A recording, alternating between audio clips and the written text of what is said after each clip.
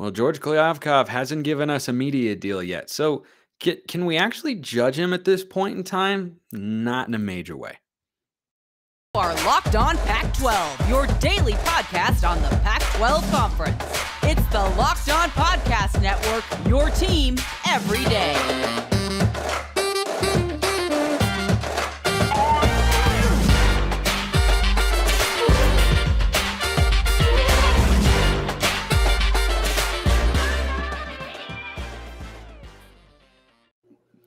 Welcome, everybody, to another episode of Locked On Pac-12. I'm your host, Spencer McLaughlin. Thank you so much for making this your first listen or your first view of the day. Part of the Locked On Podcast Network, your team every day, and your number one source to stay up to date with our media rights-free and beloved Conference of Champions. Like, comment, subscribe, please, and thank you wherever you are listening to or watching this show. We're over 2,400 on YouTube. Can we get to 25? Can we get to 3,000 before the season starts? I believe in us. I believe that we can. And I believe shows are always more fun and opinions are more fun to share when you bring on a guy like my man Richie Bradshaw of Locked On Sun Devils. We're going to do a segment that we are both so unbelievably fired up for a bit later. But we've got some mailbag questions to get to first. Richie, my man, are we ready to cover just a whole consortium of topics today? Oh, brother, I was born ready for this. That's exactly what I love to hear. So, reminder to all of you, if you want to get in the mailbag, YouTube comments, Twitter, at Smalls_55 or at LO_Pac-12, DMs and mentions wide open. This one from some of you come up with quite the names. This guy actually sent in about 7 questions. We're going to do 1 and then like 3, which are kind of all the same here. Vorlin Angel 1811. I would love to know the background for that. He's an everydayer out there, so I appreciate you. Love our everydayers.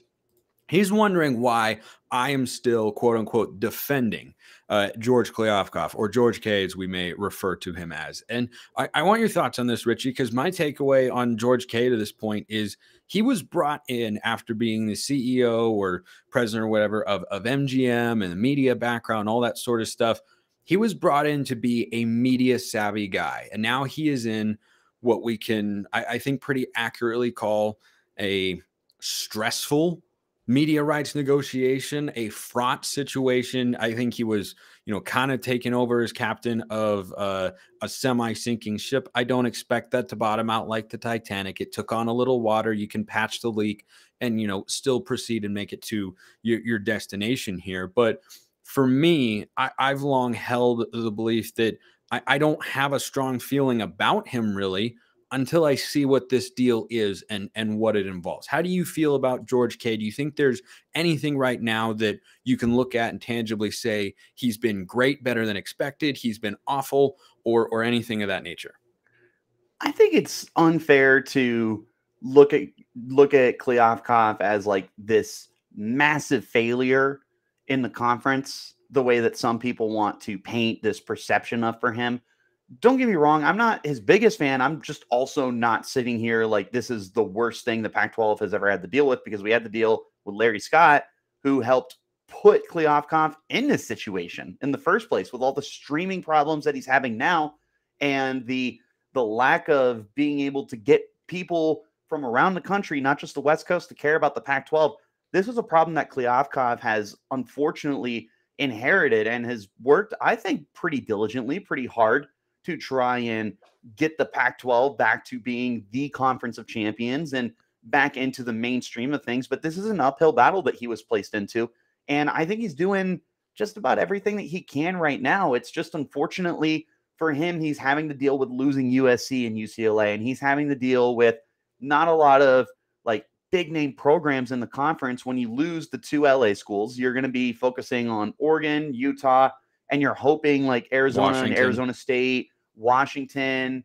You're banking on Oregon State right now to be one of your big money makers. And this isn't hate to Oregon State. I love my Oregon State Beavers, but it's not ideal when you're trying to compete with the Big Ten that's got, like 5, 6, 7 teams that they I think they're trying to of. compete with the Big 12 financially and competitively. I think that's the better comp than the Big 10. That's just, them in the SEC, they're in a different class.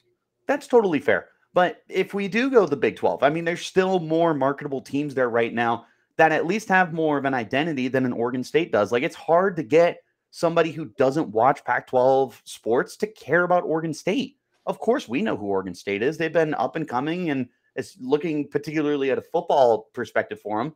They're a team that's been a lot better than people want to give them credit for, but no one talks about them. So it's hard to gauge that interest when you're trying to market a team like an Oregon State. But it's not just Oregon State. You're trying to market Colorado. You're trying to market Washington State, which is up and down. It's just Kliavkoff is doing as good a job as he can with smaller market colleges that have potential to be good. We just got to get to that point. But unfortunately, I really think that he got placed behind the barrel of a double barrel for what Larry Scott was doing to this conference when he sat in the role and took over. I feel like he's doing everything that he possibly can. He's doing the best of a bad situation, I suppose. Yeah, and a couple things that you touched on in there. I think from a television standpoint, if you were George K, you would love for Stanford to get back to being one of your premier teams in the conference. 100%. Right? I mean, they've got a brand which is academically driven at some level, but they were very big, and they're in a big media market in the Bay Area, right? And you are now working to, try and promote the other schools as much as you can. I think that ratchets up as USC and UCLA leave. This is, of course, the final year of the Pac-12 as we know it. So I think for George K, now he is, according to a report from Andrew Marchand a while back, that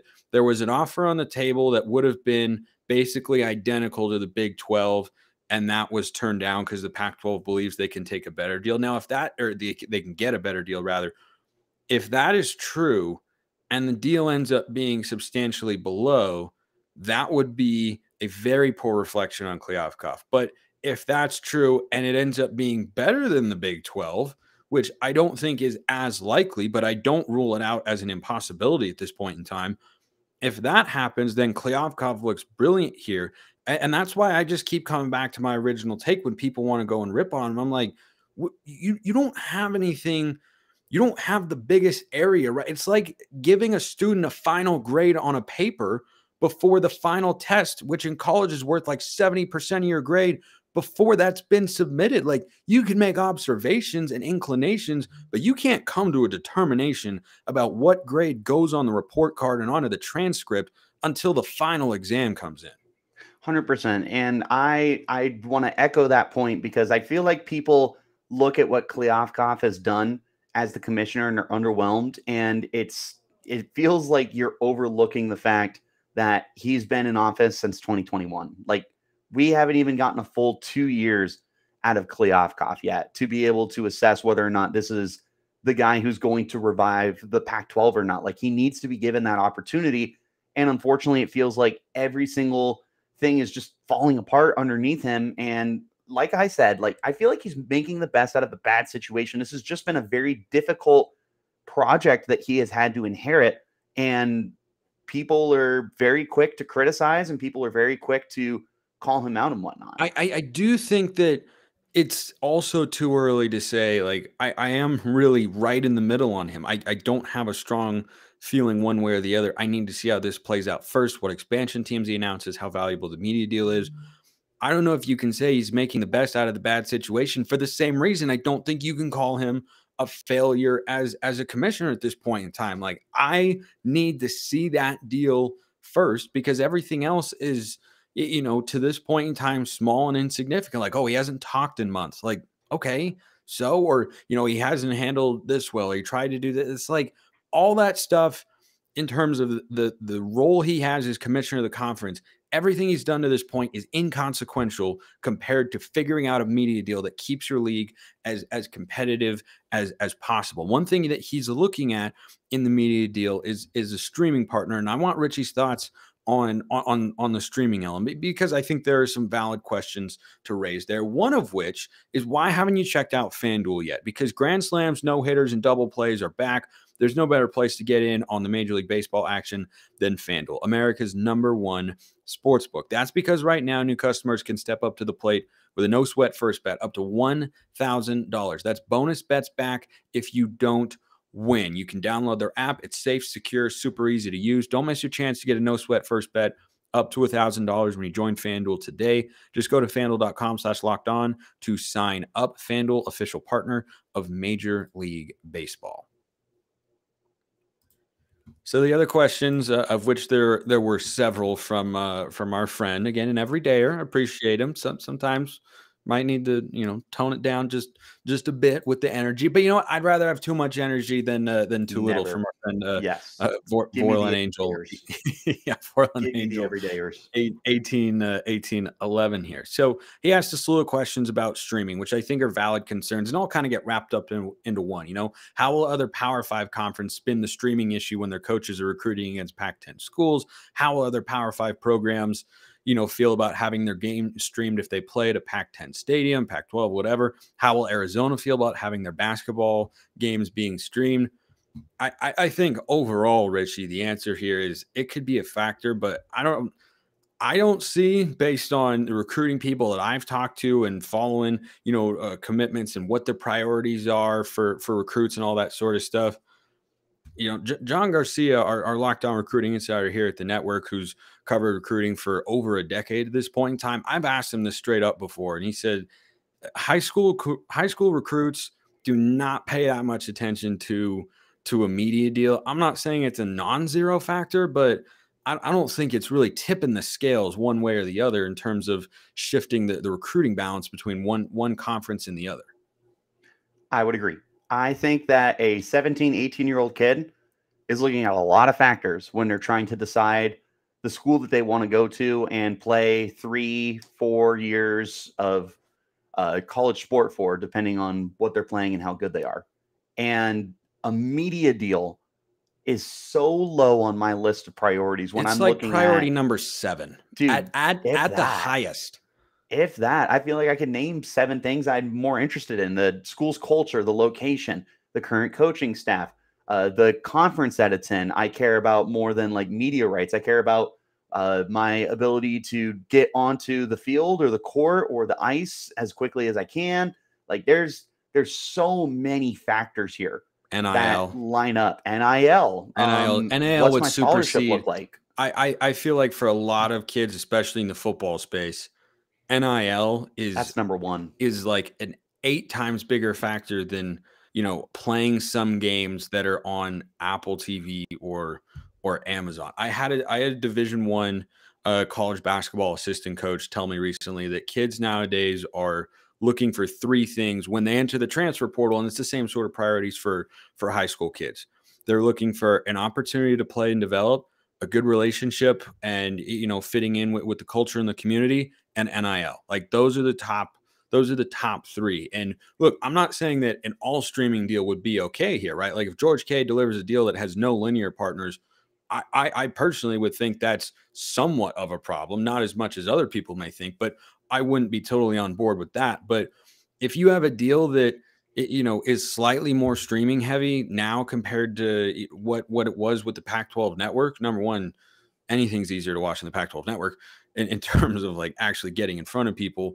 And number two, if you're going down to like a 50-50 split, I just don't see it being that impactful. The only way I could see it completely, altering the landscape in a major way is if it were 100%. Yes. And I think it's important for some people to realize that, like, I feel like you hear streaming service and it feels taboo to a certain group of people that have grown up with cable companies like Cox and Dish and DirecTV and whatever have you across the rest of the country. Like, I feel like you hear streaming service and you're like, oh, like Netflix? And it's like, no, not like Netflix, not like that $15 subscription. We're talking about services that provide a cable network for you without having contracts, without having the big boxes that you have to put in your living room. I think that's where the disconnect is people think of like, oh, it's like a Netflix deal. No, it could be like a YouTube TV deal. It could be like an Apple TV deal. It could be a Fubo or a Sling. Like there's so many different streaming services that provide cable opportunities for you that we're talking about here. And like the convenience of them is so much more important and valuable compared to what Cox and what Dish and DirecTV and any other big name cable companies in the United States have provided for you. Is there's that option of the convenience fee, and you can get out after a month's subscription, and you have all these other things that are set up in your favor. So I think that people need to understand that signing a TV deal with a streaming service is not a bad thing. I feel like a lot of people look at it like it is. I feel like people are like, oh, it's not DirecTV, because we've come to know DirecTV over the last 10, 15, 20 years as one of the leading competitors. But I mean, Spencer, they just lost the Red Zone package and they lost Sunday Ticket. And who got it? YouTube TV. Yep. YouTube TV did. That's a streaming service, people. That's the NFL. That's a great product, by the way. Yes. YouTube TV, great product. Great product. Very good. They're not an advertiser here at the network. I'm a huge YouTube TV fan. Maybe one day, fingers crossed, knock on wood. But you never know. Point is, Spencer, streaming services are not this like obstacle that people think it is. Like it's really about what the future is. Like, I don't want to be that person of like streaming services is the future, even though it is. But the point is, this is not as taboo as you want to believe it is. This is just the way things are going right now. The NFL, a bigger conglomerate than the Pac-12 will ever hope to be, just signed a deal with a streaming service. This is the way. Little hint at what's I like later. That. I like that because that's going to transition right into our fun segment of the day. So recently here on the show, welcome. Mark Culkin and I, that was seamless. That was professional level stuff from you. Richie Bradshaw, Locked On Sun Devils, a man of many talents. So recently Mark Culkin and I here discussed why USC is Anakin Skywalker in the Pac-12 landscape with the way that realignment has gone, and they were supposed to be the savior, the chosen one. Instead, they end up going to the dark side and leaving the force completely imbalanced and whatnot. So Richie and I thought it would be fun, and it is about to be loads of fun to go through and assign a Star Wars character to every school in the Pac-12, including USC and UCLA, by the way. So I've got a list, Richie's got a list, and we're going to kind of hop back and forth here. We'll try not to, get too lost in the weeds here, but those of you that are Star Wars fans are going to thoroughly enjoy this. So I will start, Richie, with the one we alluded to, USC's Anakin Skywalker / Darth Vader, because when Lincoln Riley was hired, they were going to be the savior of West Coast football. Instead, the whole time behind the scenes, their president and administration were undermining the Pac-12, saying we don't need expansion and we're going to stay put. And then they left, and now everything is chaos and whatnot. So I think they're Anakin. Do you have any objections? You know what's funny is that's exactly what I wrote down without the context of that's what it was lined up for. So in my head, I was trying to think, can I come up with something really quick? And I think I got something. I don't love it as much as Anakin Darth Vader, which is what I did have. But hear me out. Okay. USC is General Grievous. It's the big, tough, bad guy. The one on the street you don't want to mess with, but is so goofy and gets taken down in the weirdest ways that you kind of sit there and you like undermine how BA General Grievous should be, but he's getting taken down by Padawan Ahsoka on the TV show and like droids and everything like that. He gets taken out like a bum. Tulane comes in and kicks their butt when they're supposed to roll over them and go to the college football playoff. Like, tell me USC isn't like big skulking General Grievous and then like undermined. Yeah, I see it. I think there are some dots there. It's definitely Darth Vader, though. I lean towards Anakin Darth Vader. By the way, leads me into my next pick. UCLA, Padme Amidala. Just kind of going along with Anakin's path. Maybe not entirely supportive, but is like, yeah, I'm here. I'm here. I don't necessarily want to be here, but I'm here. You know what I mean? Like, she couldn't follow Anakin all the way to the dark side, but still her dying words were that there's good in him, still believed it, right? So I think that's UCLA to me. UCLA typically gets looked at as the younger brother to USC. Yep. They typically get looked at as lesser than USC in more ways than one, which is why I look at UCLA and I'm like, you're Kylo Ren, aren't you? Like, you think that you're the big bad Darth Vader. That's good. Leaving the conference, departing the light side to go work under Snoke and learn the ways of the dark side because you felt like Luke betrayed you. And You're just not as good as Darth Vader. Was better. Kylo, you're not as good. Like, I'm sorry. You're just not UCLA. That was superior. I'm on board with that. UCLA, Kylo Ren. In no particular order. Oregon, my Ducks, we know I'm an Oregon guy, or at least if you didn't, now you know. I literally host a Ducks podcast 5 days a week. Oregon is Han Solo. Kind of cocky. You'd love him if he was on your side, but if he's on the other side, you really wouldn't like him. If you're an Oregon fan, man, you love your Ducks. But if you're not an Oregon fan, you've got plenty of reasons to not like the Ducks. I hate you. That's exactly what I put. Oh, and I love my reasoning was he's good looking, just like those uniforms. Good looking, no matter how you slice it. And you love to hate him. If you don't love Oregon, you hate him, and you love how much you hate him. Just like if you are Jabba the Hutt or you're Boba Fett or anyone else, you hate Han Solo, but you love how much you hate him because he's good for your business. Yep. Okay. We're in lockstep agreement there. Okay. Oregon State fans, do not take this as a jab. It's really not. But just hear me out. They're an essential part of one of the OG films. I think Oregon State are the Ewoks of Endor. They are underrated. You overlook them, but then you look up as the Empire and you're like, wait a minute, we just lost to them. How did that happen? And it's because they're doing more with less. They're smart, they're tactical, and they're efficient, but not explosive. I like it. I'll tell you what.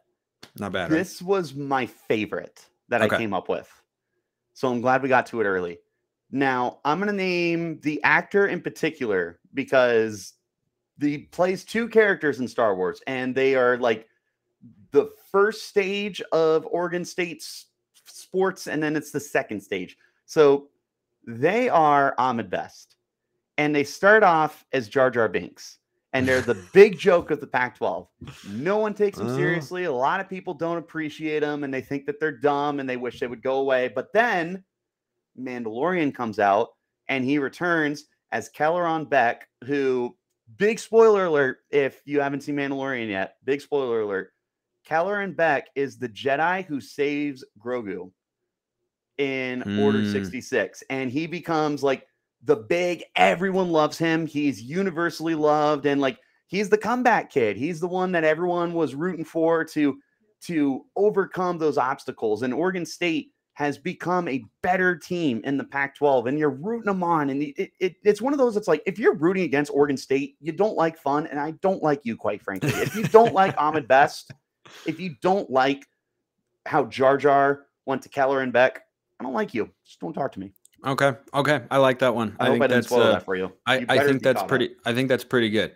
Washington's up next, and then we'll do Washington State. Washington, I've got Lando Calrissian. Big brand, big name, but somehow, especially in 2022, gets overlooked. You're talking about beloved Star Wars characters. Lando should be in there because he's so great and so awesome, but somehow gets overlooked. Somehow Michael Penix led Washington to an 11-2 season, and nobody outside of Seattle and the West Coast footprint seemed to notice. I've got Captain Phasma. And my logic here is super cool looking, great idea. They do have a beautiful stadium. They do. They got a great stadium. They've got great players that constantly come in. They've had great coaches like Chris Peterson, and now, oh my gosh, why can't I think of his name? Kalen DeBoer. Thank you. Yes, Kalen DeBoer. They've got great players and coaches and stadium and fans and everything like that. They got everything that looks good, but then they choke against Arizona State and they fall flat. And like you're thinking that Phasma is going to be the next Boba Fett, and then she gets put in a trash compactor in episode 7, and then she comes back in episode 8, and you're like, oh, this is going to be a really good fight. And then Finn mops the floor with her, and it's like, you're Captain Phasma. You're supposed to be better than just a grunt stormtrooper. But like, I would just like to point out, Husky fans, that was all Richie's doing right there. I didn't do that. That was all Richie's doing there. Okay. Huskies, it's all love. You guys are amazing. I love you guys. Let's go. I root for you when you don't play me. Let's go to their in-state rival, Washington State. This is where I put Princess Leia, Richie. Here's why. Who doesn't like Washington State? Even Husky fans have told me before, I root for Washington State except for one day of the year. Oh, that's shameful. Well, I take back what I said. Some rivalries are like that. You know, there's some Oregon fans who feel that way about the Beavs. Not a lot, but there are some. And so I look at Leia, and she's scrappy. She fights always and does, you know, the best with what she's got. And that's what Washington State is, and very, very well liked by just about liked and respected, right? Every time Washington State is a good season, what does everybody in the Pac-12 say? Good for them. It's not an easy place to win. So that's how I landed on Leia for Wazoo. I got Finn. And the reason I got Finn is like Finn in the Star Wars universe. You were like, are you a main character or are you not a main character? Like, I'm waiting for you to get fleshed out more. I'm waiting for you to become someone that like becomes like my all-time favorite character. And fortunately, at times it just feels like Finn is a very forgettable character, even though in concept, he should be amazing. And that's how I feel about Wazoo. It's like, I feel like you should be such a great football team. There's so many different aspects that go here when I look at the Cougars and like the days of the Mike Leach era and everything like that. But like, it's not as amazing as I feel like it should be. And I feel like there's just a lot left to be desired here from Wazoo. Not just that's Finn. See, Finn though has expectations or had expectations. I never have like that high of expectations for Wazoo because they don't have a great history of winning, and it's a tough place to win. Let's move down to a warmer part of the Pac-12, the Bay Area schools. Stanford, I've got Ben Kenobi, not Obi-Wan Kenobi. Ben Kenobi. I've got Ben Kenobi because they are old and wise. How about that? This is for Stanford, right? Yeah, that's for Stanford. I went, and I like that. I wish I went that route. I went with Yoda, but I went with original trilogy Yoda because old wise. He used to be really, really cool back in the 80s, and he's just not that great anymore. He's a lot older. He doesn't do a lot of fighting anymore. Oh, I think that's good. Yeah, I think we're on the I think we're on the same page there. Okay, Cal was a tough one though. This is the one I spent the longest time on. I took 2 seconds. I'm not gonna lie, I did. I went with Admiral Akbar. Really known for just like one thing, kind of, but overall, unfortunately, kind of bland.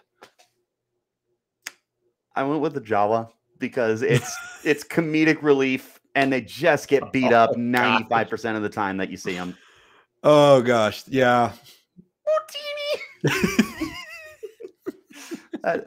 They had that one season with Sonny Jurgensen and Jared Goff. And other than that, Sonny Dykes, not Sonny Jurgensen. Dykes, yeah, and Jared, and yeah, but even then, yeah, they don't do a lot. Jawas, they don't really do a lot. They serve a specific purpose. Make noise, and you're like, oh yeah, you're in Star Wars. Okay.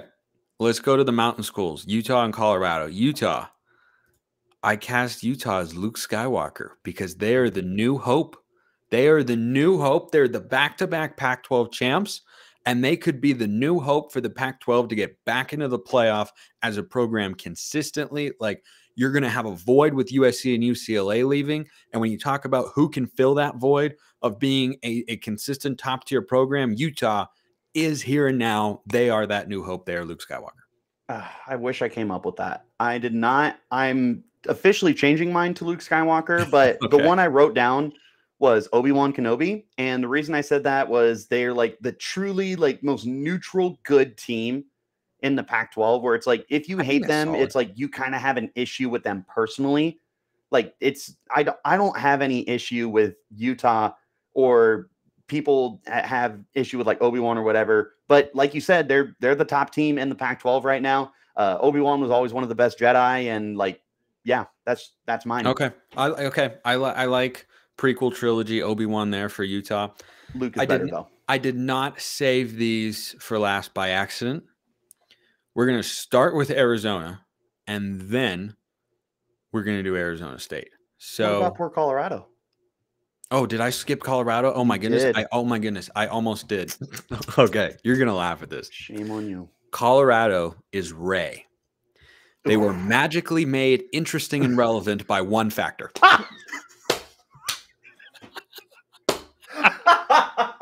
I'm way too proud of that. I'm way too proud of that because it's too spot on. Colorado is nothing. Dion shows up. Colorado is everything. Rey is nothing. The Star Wars universe deems her relevant, and boom, she's relevant. Oh my gosh, that's pretty good. Mine is also kind of interesting. I went with Wicket W. Warwick, which is one of the Ewoks from episode 6. And I said, they're cute and they're cuddly and they're overlooked, but if you don't take them seriously, they're gonna pull an upset on you. Okay. I like that. I think Rey is too perfect though. I think that's pretty great. The way you set it up is perfect. Okay. Last two. The Arizona schools. We'll start with the Wildcats. Good. I was going to say, let's start with the bad guys. I've got Arizona as boy Anakin Skywalker.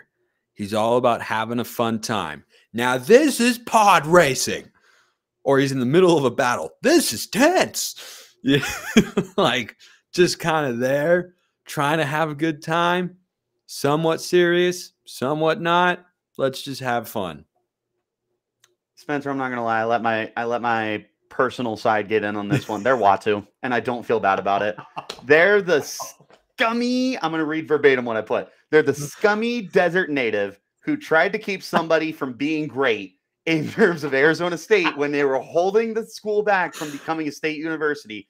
They thought they were better than ASU. They were like, "Oh, look at me! I own Tucson." Oh. And that's Watu. And they're so like interesting that they think they're like way smarter than everyone. Like Watu's not fooled by the Force, just like Arizona is just not fooled by like great coaching. Like it feels like you should be able to just wall up Arizona all the time, and they actually play competitively. So that's my compliment. Like, okay, you're not fooled by the Force. Props to you. Okay, I see that. Finally, I'll let you close with Arizona State. I think you're gonna like this one. Funny enough, Go ahead. Arizona State, to me, is Jedi Master Kit Fisto. Kit Fisto, for those of you who don't know, if you watch the animated Clone Wars series, oh, he's the best. Is an awesome character. He's really cool. But in the in the prequel movies, he is done a massive disservice. So he represents a bunch of untapped potential, and no one can figure out why it wasn't realized, especially when you watch the Clone Wars animated series, which rocks, by the way. If you're a Star Wars fan, you're still here, you're diehard, and you know exactly what I'm talking about. He's awesome. The things he says, the way he acts, the way he fights, everything about him is cool, but the prequels only showed him in like briefly in Attack of the Clones, and then he gets killed in the lamest way, which is not even fighting back against Darth Sidious, basically. So, untapped potential. Arizona State, Jedi Master Kit Fisto. It is crazy that you picked Kit Fisto because he is just one of my all-time favorite Jedi Masters. He's so cool. Him and Plo Koon. I don't know what it was about Plo Koon, but I loved Plo Koon. But he's like a nice guy Bane. That's why. Yes. Dude, it's hilarious that you picked Kit Fisto. But funny enough, my comparison's who you gave to the bad guys, and I went with young Anakin because young Anakin was the chosen one. And young Anakin, similar to what everyone wants to call Arizona State, is the sleeping giant, right?